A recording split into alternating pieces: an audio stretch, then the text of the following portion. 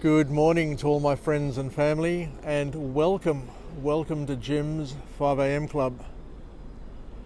I'm just down here adjacent to the Museum of Contemporary Art, and as you can see there's a little exhibition city here, and what's happening for the next couple of days is they're running a gin tasting clinic down here where you've got distillers from all over Australia showing off and highlighting their products, and you've also got little trucks here which dispense cocktails, and this one here is called the Hendrick's Cucumber Bar. So come on down, you've got a couple of days to make the most of it and enjoy this. And it's down here, it's central, it's in the park next to the Museum of Contemporary Art, which is at Circular Quay, and there's plenty to do around Sydney this time of year.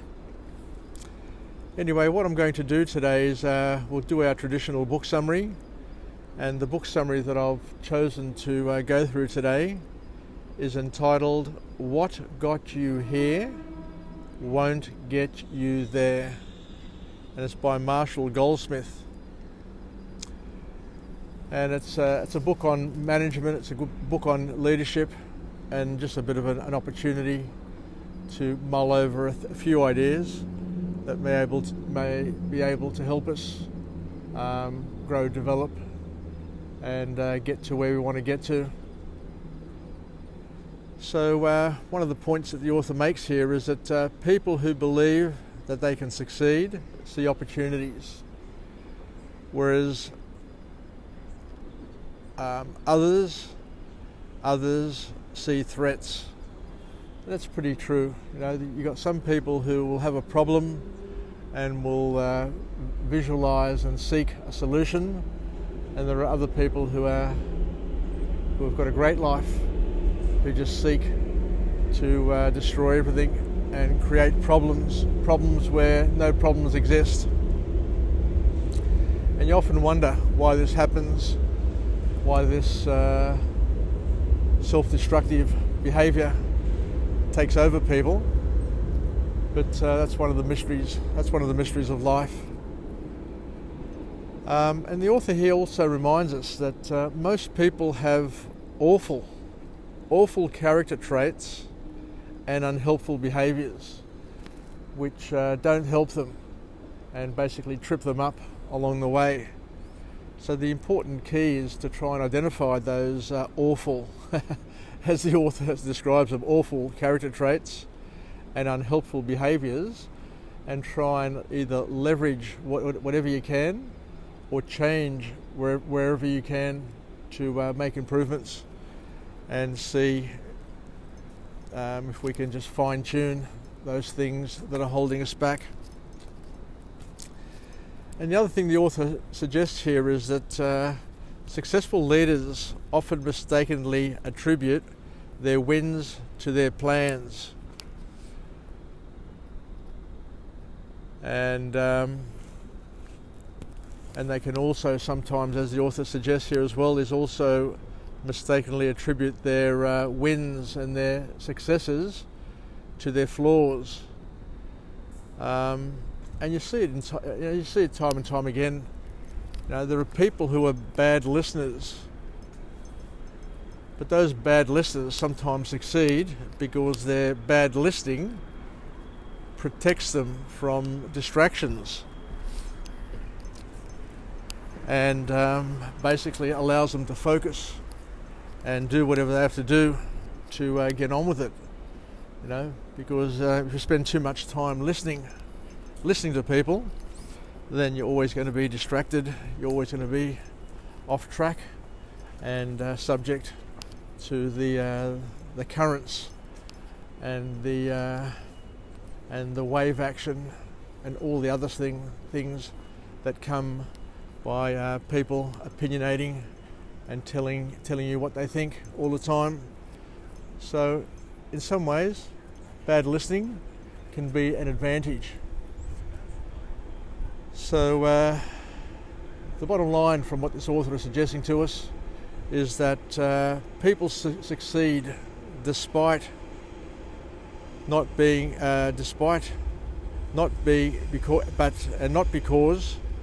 of these poor behaviours.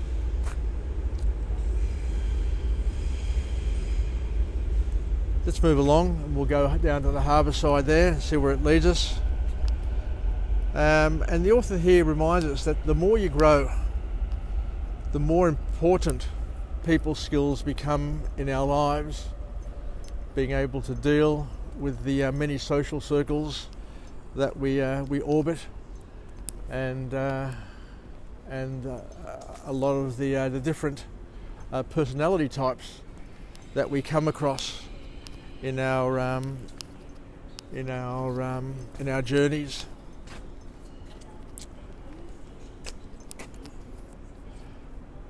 So the next structured point to come out of this book is where the author talks about the importance of abandoning, where possible, the destructive behaviour.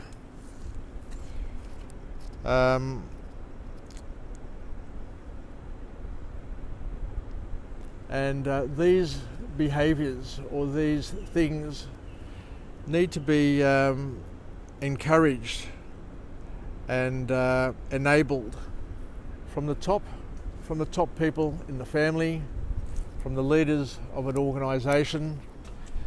So people who are in a position of influence should be the people who procure the good habits in their teams and the people around them. So the leadership's got to come from the top, is the bottom line coming out of this book from this author. Let me have a look here because it's dull light here and I can't see very well. And as we said before, there is a significant importance in terms of being able to understand, identify destructive behaviours in a team, because one bad apple doesn't take much. One bad apple can ruin the bunch, can ruin everything. So good leaders, great coaches are the ones who are in tune with their teams and can identify potential issues caused by certain people's behaviour and how they can throw a whole team. So let me just have a look here.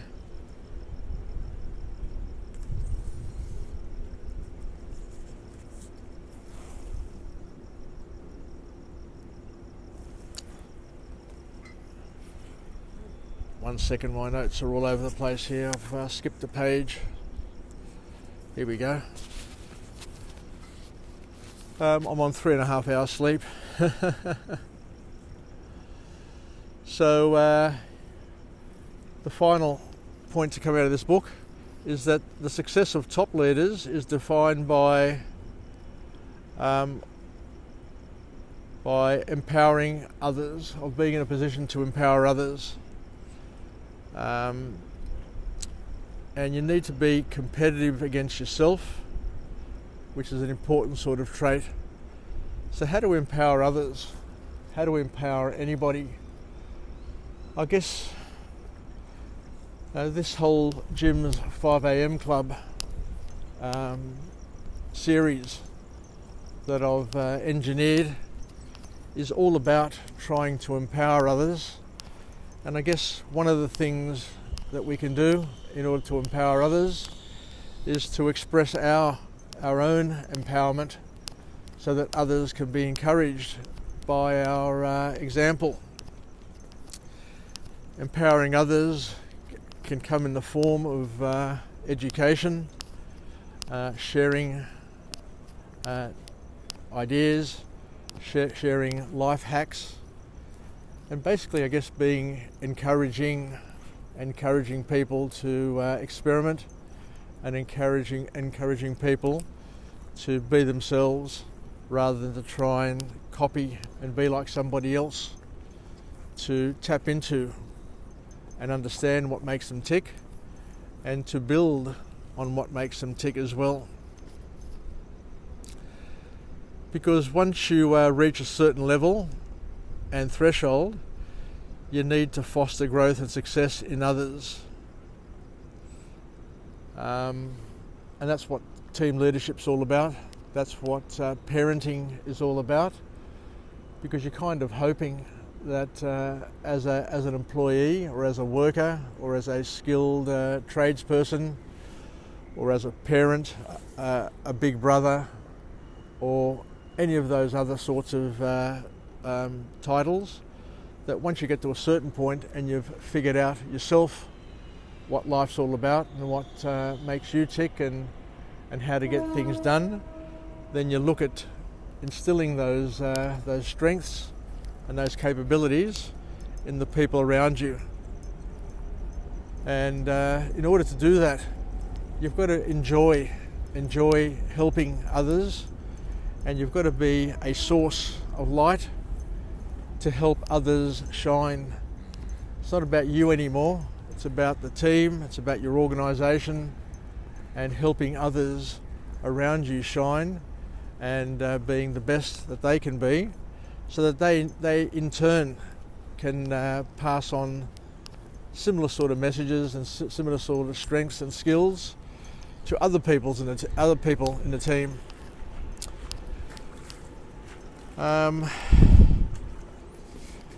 And the hardest thing of all for a leader, for a parent, for anybody, is to identify the right time to step aside and let the others, let their proteges, let their team take over and get on top of that pedestal. And we see this all the time. You know, people are very, very competitive. Parents are competitive, friends are competitive, work peers are competitive, and nobody wants to give up the opportunity for others to shine, and they just hog the limelight and make it difficult for people around them to get that leg up. So we all need to basically figure out and be on the lookout for what's happening around us, because selfish leaders, people who always want to have a say, always be right, and always be in the limelight, are not the sort of people who are going to welcome your growth and development. So as we're saying, it's important to use our position to help others around us. Now, the reason why we get to a position of power, a position of strength, is to use that to leverage and help others around us. And one of the other tricks that this author talks about is that if you're a leader, if you're a team leader, what you need to do is to listen to ideas without trying to improve them. Work with people around you without trying to guide them too much. Make them feel comfortable, help them make mistakes, and people can see themselves what they're doing right and what they're doing wrong. Just encourage them wherever you can.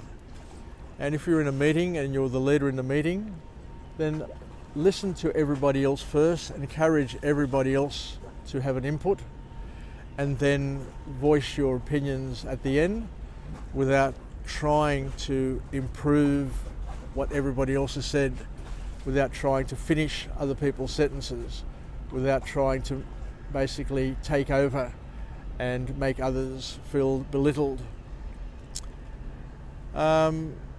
because you need to make people feel validated. And if you don't allow people to grow, develop and feel validated, then you're not going to be giving them agency.